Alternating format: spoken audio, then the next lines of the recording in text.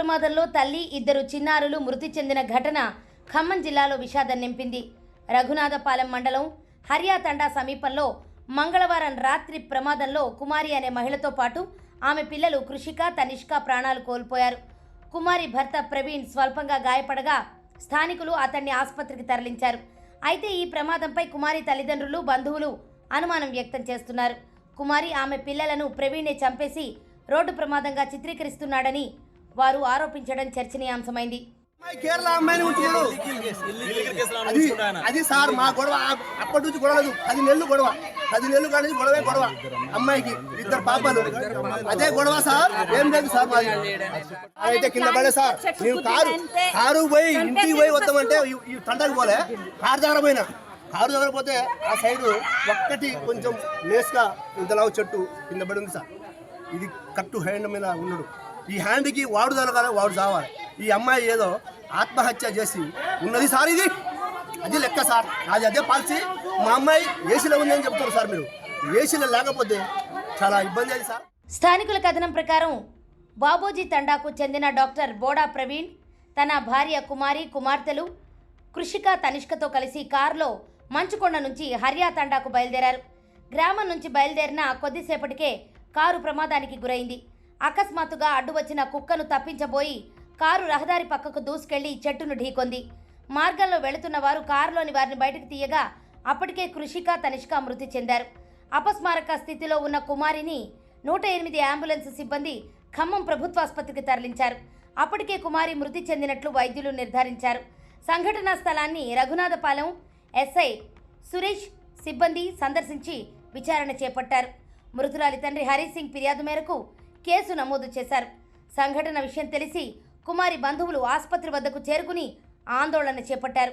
కుమారి పిల్లల మృతిపై వారు అనుమానం వ్యక్తం చేశారు.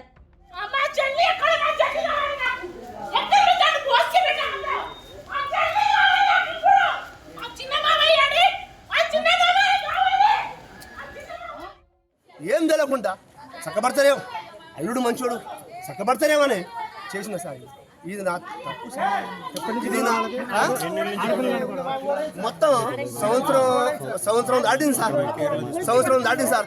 అప్పుడు ఏం చెప్పింది సార్ మా అమ్మాయికి ఏం చెప్పింది సార్? మా అమ్మాయికి మమ్మీ ఒక్క నిమిషం మా అమ్మాయికి మమ్మీ చెప్పేది. మమ్మీ లేదే, డాడీ లేదు, ఏమి చెప్పట్లే. వాడే ఈ 10 నెలలు కొట్టచ్చు. ప్రవీణ్ హైదరాబాద్లో ఫిజియోథెరపిస్టుగా పనిచేస్తున్నారు.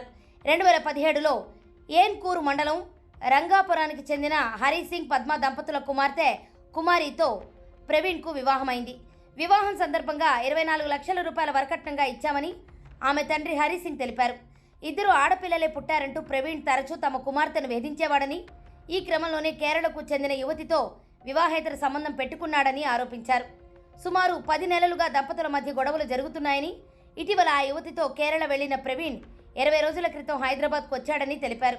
10 రోజుల క్రితం కుమారి తన పిల్లలతో హైదరాబాద్ నుంచి బాబోజీ తండాకు రాగా 25వ తేదీన వారి వివాహ వార్షికోత్సవం సందర్భంగా కేక్ తెమ్మన్నా ప్రవీణ్ తేలేదని హరిసింగ్ తెలిపారు.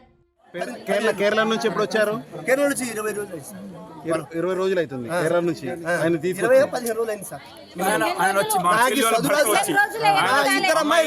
బాబు వాళ్ళని కష్టపడి చదివించి 24 లక్షలు కట్టమిచ్చి ఇంకో మంచిగా చేసి మా ఏమన్నారంటే, ఫస్ట్ నేను మమతా హాస్పిటల్ గవర్నమెంట్ స్టేట్మెంట్ రాసిన, నాకు చదువు రాదని స్టేట్మెంట్ రాసిన, నాకు వస్తే ప్రైవేట్ చేసుకుంటా, గవర్నమెంట్ చేసుకుంటా అని మా అమ్మాయిని తీసుకుని.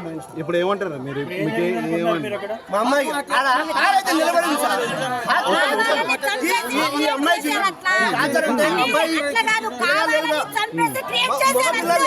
ఇద్దరు ఆడమ్మాయిగా ఈ అమ్మాయికి చంపి ఒక బాబు కావాలని ఆయన మా అమ్మాయికి ఆయన వారి ఇంట్లో కొట్టి ఏదో జరిగి మాకి రావు సార్.